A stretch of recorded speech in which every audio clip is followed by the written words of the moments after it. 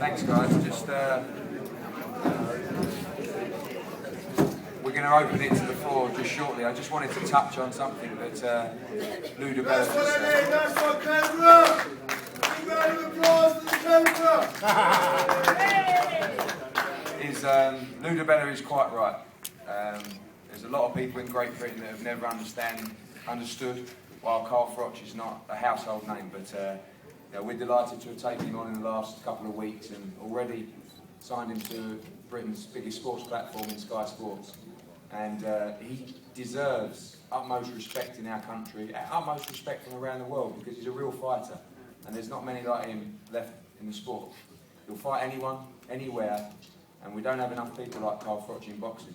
Oh yeah, well said,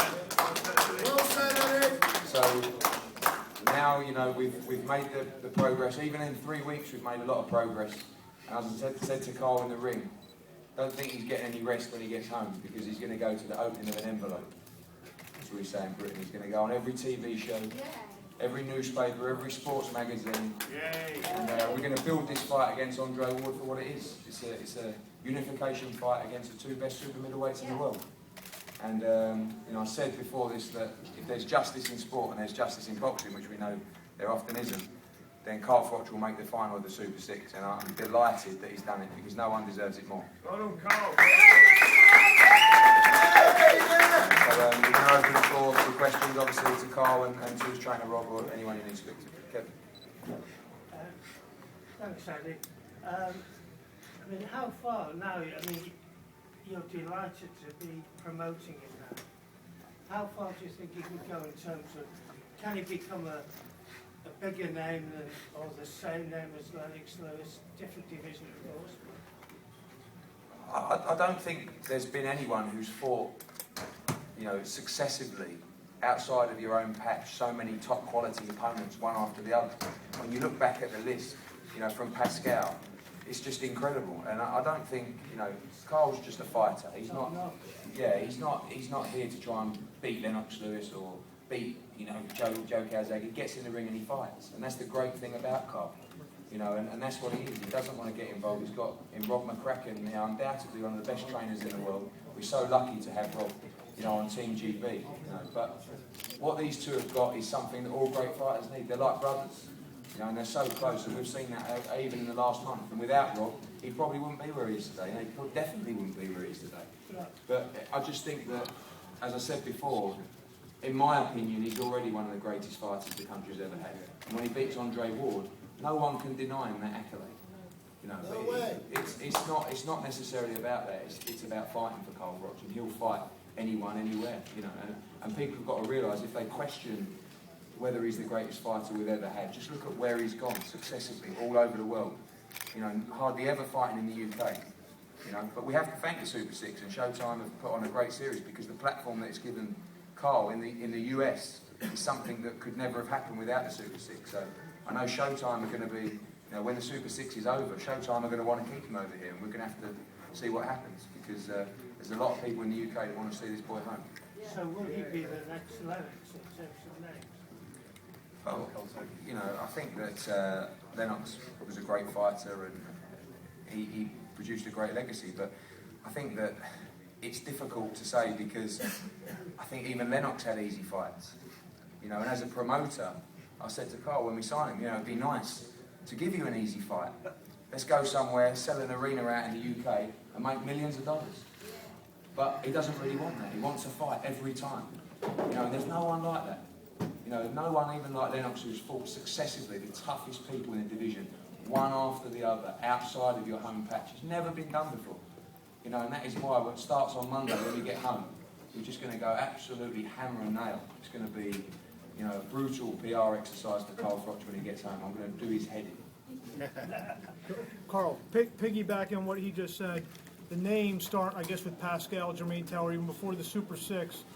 Have you been able to reflect on the success, first the success of fights and the success you've had in those fights? These are all major names that you fought and beat, with the exception of the one fight. Yeah, it's been fantastic, and the Super Six have given me the opportunities to fight successive fights, one after the other. John Pascal and Jermaine Taylor weren't Super 6 Boxing Classic fights. There were 2 fights, so I won the world title, the vacant world title, and then defended against Jermaine Taylor. But it was the Jermaine Taylor fight that gave me the platform and the sort of invitation into the Super 6 tournament. I got the green and gold belt, the best prize in world boxing. So since entering the Super 6, I mostly fought Andre Durrell, Mikel Kessler, and Arthur Abraham in that order. Unfortunately, the judges at ringside on the night in Denmark didn't feel I did enough to retain my belt. There's a lot of people that disagree with it, and there's a few people that agree with it. But you know, the fact is, I got it put correct in my next fight against Arthur Abraham in fantastic style. I got my belt back. So you know, these 5 fights on the spin, 6th fight now with Glenncroft Johnson, who's an old veteran, a true warrior, a champion in his own right.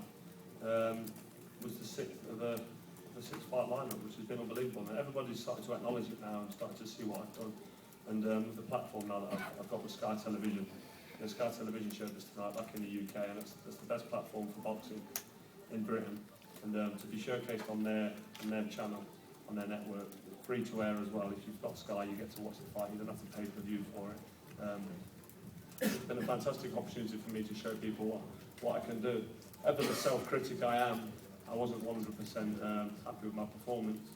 Robert will tell me different, and it'll be annoyed with me because I'm the kind of guy that likes to step in, and once I get in range, I like to unload my shots and land big shots. And I didn't do that enough tonight for myself, but I did enough to get the win and beat a guy like Johnson. If I would have stayed in there, you never know what's going to happen. This guy's a big, tough, strong, proud man who can mix it with the best of them.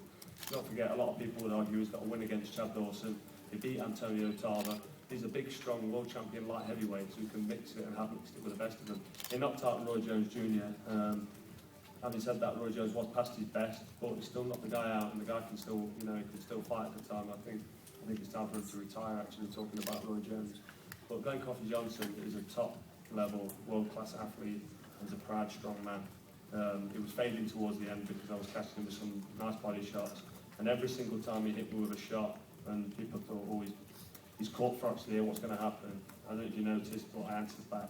I made sure I answered back immediately, not 1 shot or 2 shots, but 3 or 4 shots, just to sort of level it off and nick it around every time. I did enough to win with one eye mistakenly on the final of the Super 6. I got one eye on Andre Ward. I could see where I was at ringside.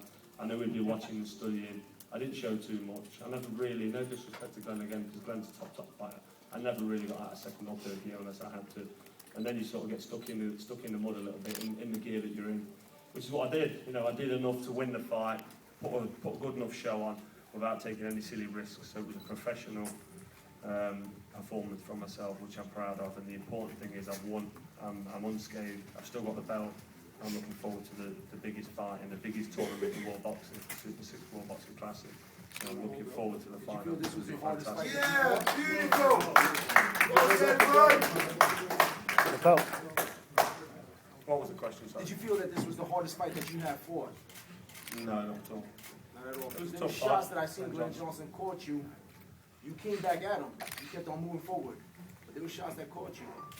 I mean, it looked like, you know, he was coming at you. So to me, it looked like it was one of the hardest fights. So you're saying it was not the hardest fight? No, definitely wasn't the hardest fight. Not at all. What was the hardest fight in this whole Super 6 competition? Probably the Mikel Kessler fight, because I made it hard. You know, after round 5 or 6, I decided to stand flat-footed and have a bit of a trade-off with him, and I got caught with some silly shots. You know, I was getting stitched up after that fight, my nose, my eye, and if you look at it now, I'm in good shape. So in terms of hard fights, that was a difficult fight, but it wasn't the hardest fight I've ever been involved in. That's no disrespect to Glenncroft Johnson. It was a tough night's work, but you know, I learned a lot in the Abraham fight, and I implemented the right tactics in the Johnson fight tonight to make sure that I came out there with as least damage as possible. I want to get longevity out of the sport, and fights like that give you that. Carl, what did you think?